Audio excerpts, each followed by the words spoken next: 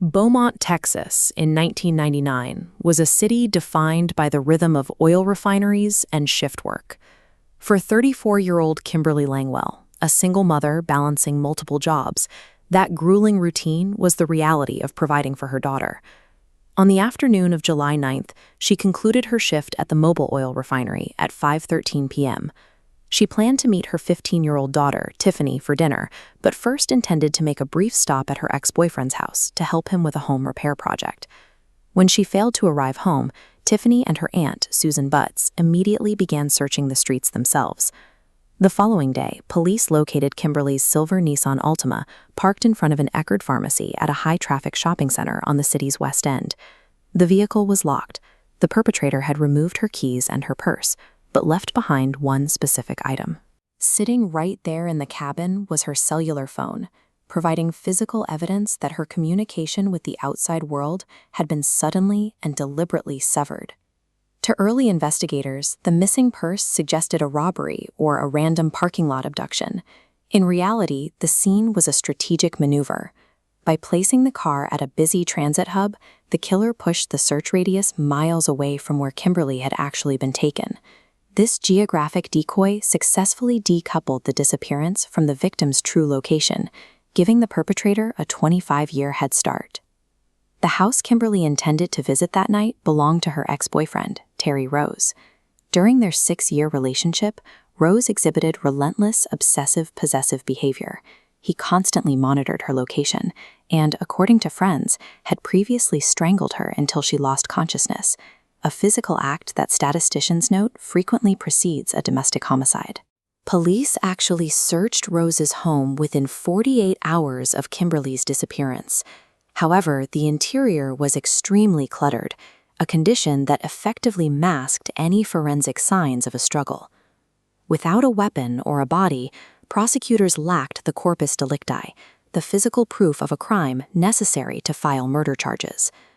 For the next quarter-century, Kimberly's sister, Susan Butts, became the family's primary advocate, organizing prayer vigils and public searches to ensure the case never left the public consciousness. Tiffany transitioned into adulthood under the shadow of this investigation, navigating a void that law enforcement could not fill. While the family kept the case alive, the killer continued his daily life in Beaumont. He lived as a free citizen for 25 years, sleeping every night directly above the floorboards where Kimberly lay. In late 2023, the Beaumont Police Department partnered with the television program Cold Justice. This collaboration provided the funding for advanced technology and the additional detective hours needed to re-interview original witnesses. The investigators relied on a tested criminological principle. Over time, the social and psychological loyalties that keep an accomplice quiet begin to degrade. They targeted David Wiley as the structural weak point. In 1999, Wiley told police he was playing pool with Terry Rose on the night Kimberly vanished, providing Rose with an alibi for the critical window of time. When investigators finally brought Wiley before a grand jury in early 2024, the pressure broke his silence. He admitted he had been guarding a secret for 25 years to protect his friend. Wiley confessed that shortly after Kimberly disappeared, Rose admitted to shooting her. He also revealed the exact location of the remains. Rose had buried her beneath the concrete slab of a bedroom in his own home.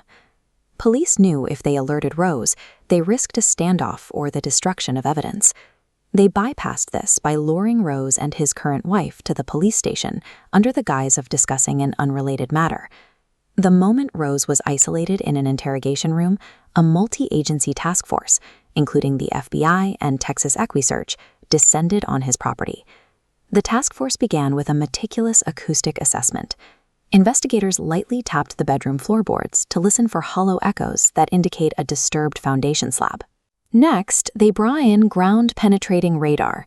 This cart sends radio waves into the earth to map density changes and locate voids beneath the surface.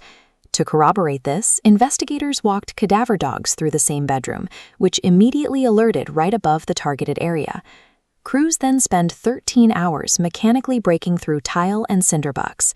Beneath the rubble, they unearthed a keychain, a pair of sunglasses, and finally, Kimberly's remains.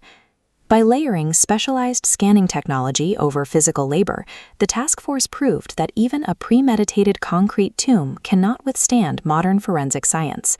As the excavation concluded, undercover officers arrested Terry Rose in a local restaurant parking lot, instantly ending his 25 years of freedom. Back at the police station, investigators informed Rose's current wife about the discovery. She immediately broke down, realizing she had been sleeping over a clandestine grave for 2 decades. Rose had successfully employed a strategy known as defensive concealment. Because the legal threshold to search a primary residence is incredibly high, Rose used the walls of his own home as a protective shield against the investigation. He weaponized his legal right to privacy to hide his crime. The ability to seamlessly raise a new family directly over a victim requires a profound lack of empathy that meets the exact clinical definition of a psychopath. Laboratory testing matched the remains to Kimberly Langwell. Facing irrefutable forensic proof and his former alibi's testimony, Terry Rose pleaded guilty to murder.